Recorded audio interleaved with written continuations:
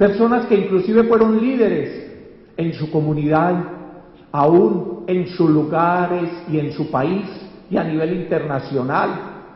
Y cuando hoy paso por el mundo y pregunto, ve, ¿dónde está fulanito? Ve, ¿dónde está aquella persona que tenía ese testimonio tan tremendo, tan fuerte? Ve, ¿dónde está tal?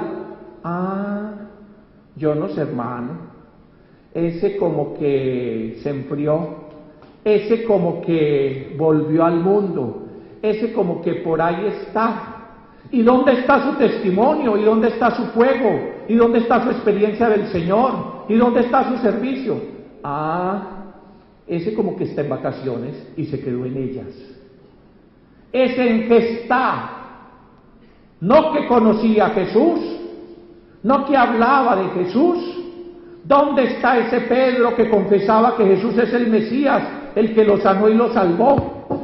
Se quedó en el camino porque ya no sigue a Jesús y no quiere saber de Jesucristo crucificado. Y dice San Pablo, mientras los griegos buscan sabiduría y creen que en ella está la salvación, y los judíos no buscan sino milagros, señales, y creen que ahí está la salvación, nosotros predicamos un Cristo crucificado, salvación de Dios para el hombre, poder de Dios para el hombre, sabiduría de Dios para el hombre. ¿Será que estamos dispuestos a conocer al verdadero Jesús? ¿O será que cuando el Jesús real quiere manifestársenos y es tan distinto al Jesús ideal, al Jesús tamaño mío, tamaño mis necesidades, tamaño mis necedades, entonces como Pedro dejamos de ser discípulos y nos ponemos adelante y con el primer regañito que nos hace, quítate de mi vista, Satanás, no piensas según los pensamientos de Dios sino según los pensamientos de los hombres. Entonces nos vamos adoloridos para la casa. Vea lo que me dijeron, mire lo que me hicieron, no me tienen en cuenta, no saben quién soy yo. Mire, me traicionaron, me dejaron, mire, me dejaron de echarme incienso y de decirme que yo soy el mejor servidor, el más grande líder que ha habido en este país y sus alrededores. Miren, me desconocen. Y volvemos, como dice San Pedro, a nuestro vómito. ¿Qué Jesús seguimos? ¿Qué Jesús seguimos? O cuando este Jesús comienza a actuar y a revelarse de una forma distinta, entonces nos quedamos con el Jesús de mis ideas, de mis pensamientos, de mis necesidades y necedades, y dejamos de ir detrás de Él. Hermanos, ¿qué Jesús tenemos? ¿Qué Jesús seguimos?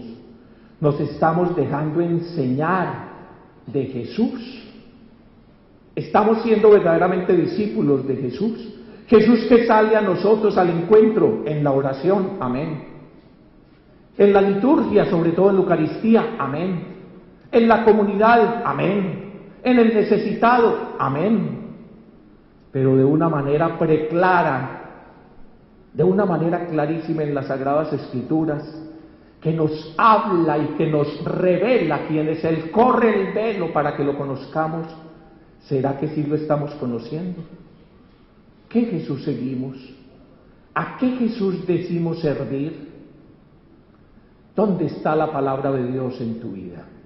Desconocer las Escrituras es desconocer a Cristo. Que no se diga que usted es un servidor de la Iglesia, un servidor de Jesucristo y no lo conoce. Y que no me diga que sí lo conoce si no conoce las Sagradas Escrituras. ¿Entendido? Que no me diga que usted es un servidor de Dios. Que no me diga que es un servidor del Señor en la Iglesia y no conoce las Escrituras. Entonces, cuando hoy confrontamos que si mucho habremos leído, y eso algunos, un libro de los 73 de la Biblia, y todavía no voy a simplemente no solo leer sino estudiar, no solo estudiar sino vivir, No solo vivir, sino proclamar. Entonces, ¿dónde está la palabra de Dios, Jesucristo, en nuestra vida? Yo los quiero invitar a que asumamos ese reto de verdad. Como les decía al principio, por gracia del Señor, bendito sea, tengo unos 34 años más o menos de vida activa en esta experiencia de renovación y de predicar, porque desde el principio empecé prácticamente a predicar. O sea, 34 años, para los que están haciendo cálculos de la edad, yo empecé a predicar cuando tenía 2 o 3 años. Bueno, entonces, y en toda esa larga experiencia,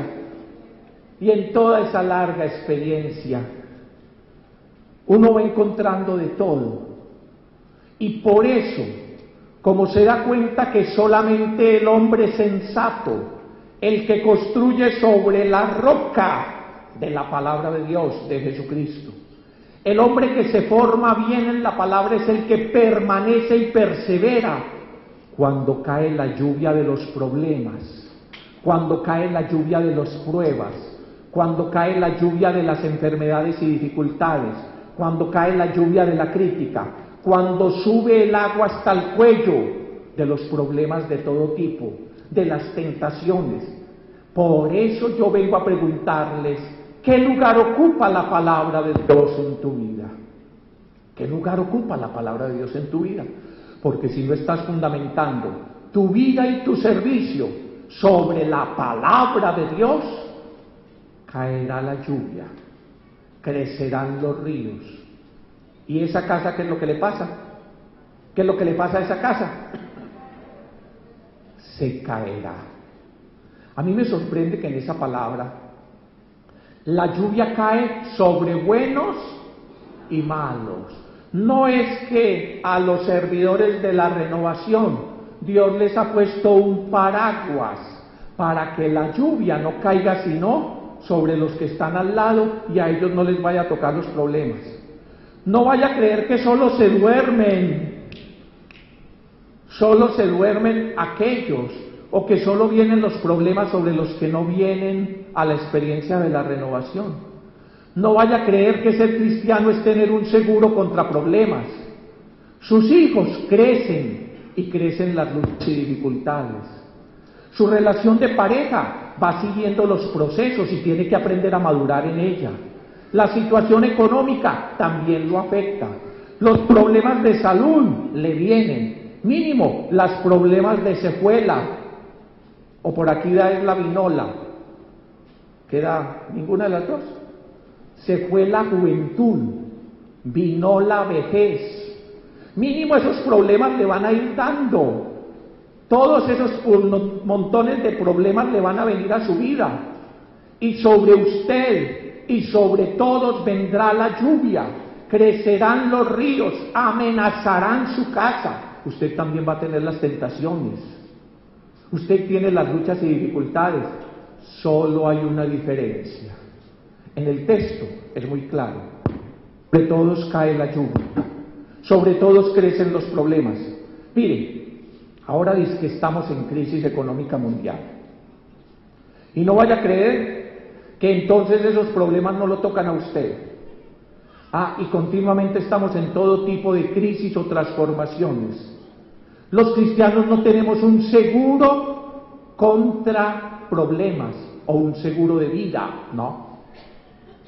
Los cristianos hemos sido sembrados en este mundo y el Señor Dios hace salir el sol y llover sobre buenos y malos. Sobre todos cae la lluvia, sobre todos crecen las aguas, sobre todo amenaza cualquier casa de la existencia humana. Pero hay una diferencia. ¿Cuál es la diferencia? El uno construyó sobre roca y el otro construyó sobre. ¿Usted es sensato o insensato?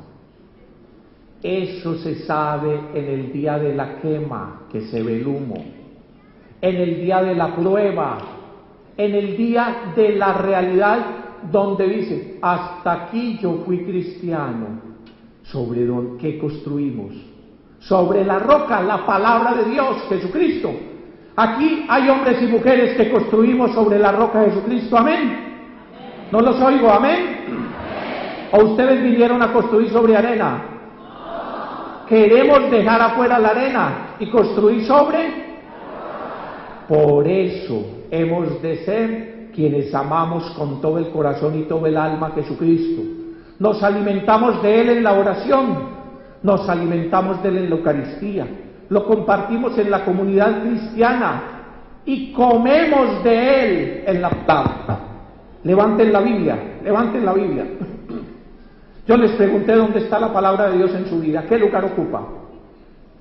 Ya no está en la biblioteca o por allá lejos, ya está en su mano, que empiece a llegar a los ojos para ser leída, pero no solo a los ojos, sino a la mente para ser estudiada. Ahora, levanten la Biblia, me hacen el favor y cómansela. ¿Me oyeron? Cómansela. ¿Nunca les habían dicho eso? Cómansela. Así le dice el Señor al profeta Ezequiel. Cómetela. Así le dice el Señor al vidente del Apocalipsis. Cómetela. Para eso es esta palabra. ¿Para qué? Para hacer comida, para meterle el diente.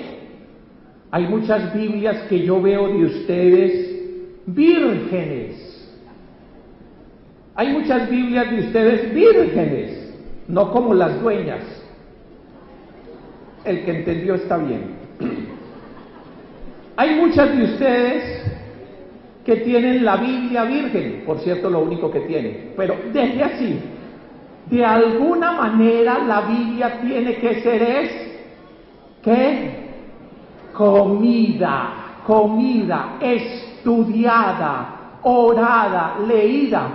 Muéstreme en esas Biblias estudiadas, muéstreme en esas Biblias llenas de notas, muéstreme en esas Biblias donde se ve que ha habido un lector, un hombre, una mujer, un discípulo que se ha acercado a la palabra de Dios que sigue resonando en las Escrituras, que quiere ser de verdad discípulo, que la palabra de Dios no se quiere por allá lejos, que pase a las manos, pero que no se quede en las manos, que pase a los ojos para ser leída, que pase a la mente para ser estudiada. Una cosa es leer y otra cosa es estudiar. Yo sé que muchos de ustedes leen la Biblia y que hay como distintos métodos, pero tiene que ser un método que realmente nos ayude. Hay gente que inclusive utiliza la Biblia es como bibliomancia. ¿Cómo qué? Bibliomancia. Entonces ya no van donde la bruja a que le lea el té, el tabaco, las manos. ¿Qué más hacen las brujas y desocupados por acá? Entonces, ¿qué es Aries? ¿Qué es Tauro? ¿Usted qué no es? Tauro. Ah, no, mi hijo, con razón su matrimonio no salió adelante. Es Tauro, le pusieron los cachos apuestos, sí. Ah, que usted qué es Escorpión, apuesto a que su mujer es una fiera. No, con razón no salió adelante. No, hay muchos que viven así de todas esas bobadas. Y entonces cuando llegaron al Señor, creen que la Biblia es simplemente una bibliomancia. No, hay que conocer la Escritura y aprender a leer el texto en el contexto, porque un texto fuera de contexto es un pretexto para decir lo que le da la gana. ¿Cómo fue la cosa? No entiendo. ¿Qué? ¿Un texto qué? Fuera de contexto es un pretexto para uno decir lo que le da la gana. Dígale a su vecino que todavía no ha despertado, no ha llegado. Un texto fuera de contexto es un pretexto, y termina uno diciendo lo que le da la gana. No crea que la Biblia es como para bibliomancia, porque había por allá uno que estaba muy llevado con sus problemas y dijo: yo he oído que eso de la Biblia uno hable y le da el Señor mensajes. El Señor habla como quiera y muchas veces habla así, pero lo normal del Señor no es que hable así, sino que hable en una lectura atenta, en un estudio atento de la palabra, en la liturgia de la palabra nos habla, y a veces habla así. Pero uno tiene que aprender a leer el texto en el contexto, porque si no le pasa lo que le pasó a este. con tantos problemas. Señor, ¿qué hago? ¿Qué hago, Señor? Tantos problemas. Abrió la Biblia, así. Judas fue y se ahorcó. Ay, ¿cómo así? Ahorcado y estoy yo. ¿Qué será lo que me dice el Señor? De ninguna manera que me ahorque. Ay, entonces se puso a orar así como más seriamente. No, Dios mío, dime más claro. Y volvió a abrir. Ve tú y haz lo mismo. No, pues ¿cómo? ¿Cómo? No, ni riesgo. Te voy a dar una última oportunidad. Lo que has de hacer, hazlo pronto. Uno no puede sacar el texto del contexto, porque se convierte ¿en qué? En un pretexto, donde uno termina diciendo lo que le da la gana o interpretando fuera de contexto. La palabra de Dios debe ser leída, pero debe ser estudiada, para poder entender el texto y los textos en el contexto de la historia de la salvación. Usted quizás se sorprende de que cada rato encuentra algunos hermanitos, sobre todo de los evangélicos o de algunos otros grupos, donde dice, pero en la palabra de Dios dice tal cosa, en la palabra de Dios dice tal otra, y comienzan a interpretar los textos fuera del contexto y se convierten en un pretexto. Y entonces comienzan a tener una lectura fundamentalista o literalista de la palabra de Dios. ¿Una lectura qué? Fundamentalista o literalista. Es una lectura anacrónica. ¿Ana qué? Anacleta, Anatulia, Ana Josefa. ¿Ana qué? Anacrónica. ¿Quién es doña Anacrónica? Anacrónica es fuera del tiempo, fuera del contexto. Y entonces pretenden tomar el texto fuera del contexto y la terminan malinterpretando, como dice el Señor a los saduceos, que leían la palabra de Dios, sí, pero solamente leían una parte de la palabra de Dios, la Torá, y la interpretaban mal, tanto que ni en la resurrección creían. Y les dice el Señor en el Evangelio de Marcos, capítulo 12, versículo 24, no estáis en un gran error precisamente por esto, por no entender las Escrituras y el poder de Dios. Capítulo 12, verso 24 de Marcos. Se puede entrar en un gran error, dice el Señor. ¿Por qué? ¿Por qué? Por no entender las Escrituras y el poder de Dios. Entonces, ¿dónde está la palabra de Dios en tu vida? No oigo, ¿dónde está la palabra de Dios en tu vida? ¿Ya pasó a las manos? No oigo, ¿sí o no? ¿Ya pasó de las manos a los ojos para ser leída? ¿Sí o no? ¿Sí? ¿Sí? ¿Cuántos libros se ha leído? ¿Cuántos libros de los 73 de la biblioteca se ha leído? Ya empezó a pasar de los ojos a la mente para ser estudiada, ya está estudiando la palabra de Dios, al menos los que están aquí hoy, sí, ya al menos empezó a estudiar la palabra de Dios, no oigo, ¿sí o no? Y que de la mente pase al, claro, ahí sí puede llegar al corazón para ser encarnada. Yo veo que nuestros pueblos tienen una gran devoción a la Virgen María, y qué bien, qué bueno. Pero ojo, en muchos la devoción a María se ha quedado simplemente como expresiones externas.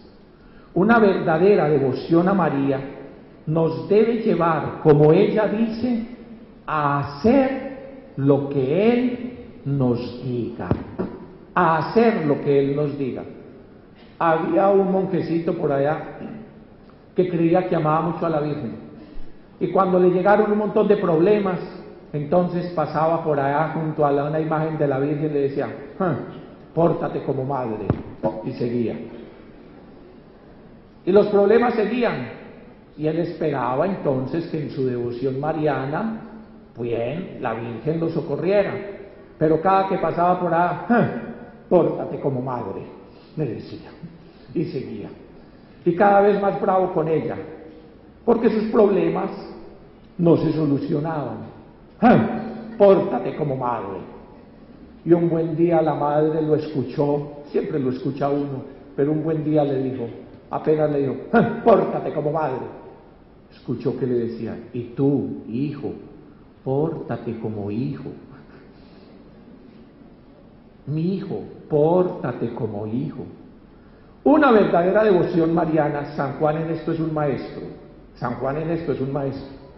San Juan solamente trae dos referencias explícitas a la Virgen María, la una en bodas de Caná y la otra al pie de la cruz.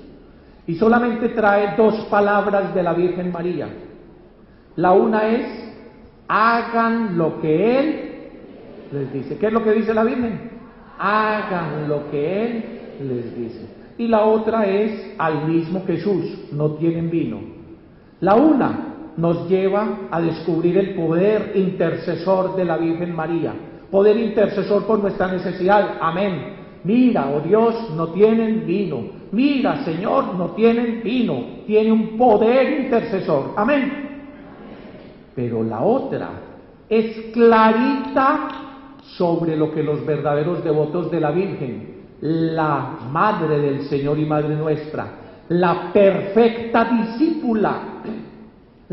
discípula hace y enseña. Guarda la palabra de Dios en su corazón para que se haga carne. Y por eso la palabra que María tiene para enseñarnos es a Jesús. Hagan lo que Él les diga. Es más, lo que Dios Padre tiene para decirnos es, este es mi Hijo el amado, a Él escuchable. Lo que la Iglesia tiene para decir y para presentar es, Jesucristo, haced lo que Él os diga. Él es la palabra de Dios hecha carne. Él es lo que Dios tiene para decirnos. Él es lo que Dios tiene para darnos. Y por eso entonces tenemos que hacer al estilo de verdaderos discípulos, que la palabra la guardemos en el corazón. Pero ¿cómo vamos a guardar la palabra en el corazón si no Shema la escuchamos? Shema la escuchamos. ¿Cómo vamos a guardar la palabra en el corazón si no la leemos? ¿Cómo vamos a guardar la palabra de Dios si no la comemos, no la meditamos? Para que la palabra llegue al corazón, no me digan que tienen la palabra en el corazón y no han leído la palabra. No me diga que tienen la palabra en el corazón y no la han estudiado, no la han comido. Para que la palabra se haga carne, así como el Espíritu de Dios engendró en las entrañas de María la palabra a Jesucristo, así el Espíritu de Dios que inspiró estas Escrituras y el Espíritu de Dios que sigue hablando a través de las profetas y la Iglesia, y la única palabra que tenemos es Jesucristo. Y la única palabra que tenemos para proclamar es la verdad sobre Jesucristo el Señor. Así que esa palabra llegue a nuestro corazón y se haga carne. Y que digamos como María, la perfecta discípula, hágase en mí, no oigo, hágase en mí. ¿Qué es lo que decimos los discípulos ante la palabra del Señor? Hágase en mí según tu palabra. Y de la abundancia del corazón hablan los labios. Que la palabra pues no esté simplemente en la biblioteca, que pase en las manos, que de las manos pase a los ojos para ser leída, que de los ojos pase a la mente para ser estudiada, que de la mente pase al corazón para ser vivida, encarnada, que del corazón pase a los labios ¿para qué? Para ser proclamada, para ser proclamada. Terminemos con esta expresión. ¿Qué lugar ocupa en tu vida la palabra de Dios? Hermanos, es tiempo de convertirnos.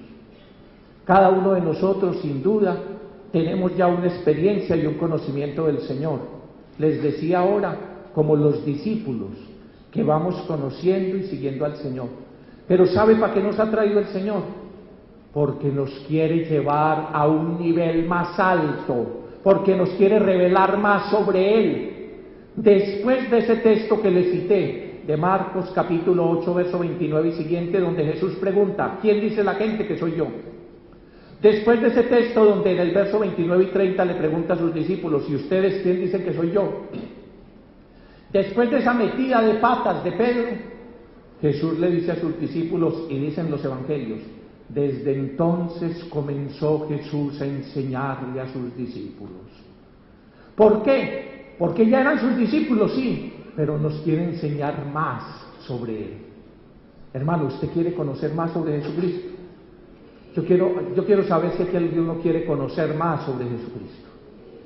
Yo quiero saber si aquí alguno quiere acercarse más a conocer a Jesucristo a través de las Sagradas Escrituras, tal como la Iglesia nos lo presenta. Lo quiero invitar a que se ponga de pie. Espere, no me ponga de pie por descansar. Yo sé que esas sillas están muy cómodas.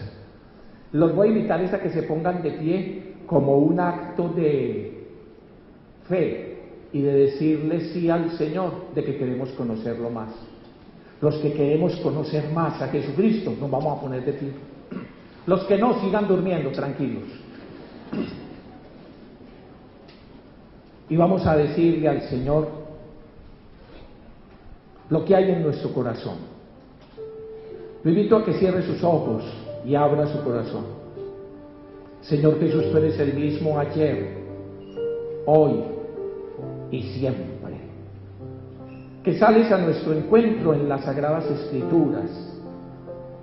San Pablo nos dice en Romanos 15, versículo 4, que todo cuanto fue escrito en el pasado se escribió para enseñanza nuestra, para que con la paciencia y el consuelo que dan las Sagradas Escrituras mantengamos la esperanza. Que estas Sagradas Escrituras se escribieron para enseñanza nuestra, que estas cartas de amor de la palabra de Dios son cartas de tu Padre, que quiere hablarte a tu corazón, que quiere enseñarte, que quiere revelarte su corazón y sus misterios, que hay tantas cosas en tu vida que no entiendes.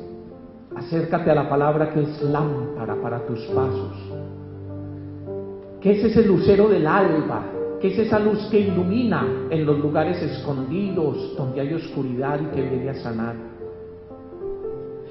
Padre Santo, lo quiero invitar a que los que tienen la Sagrada Escritura la acerquen en este momento a su corazón. Lleven las Sagradas Escrituras en este momento a su corazón. Recuerden lo que dice la Constitución del Verbo.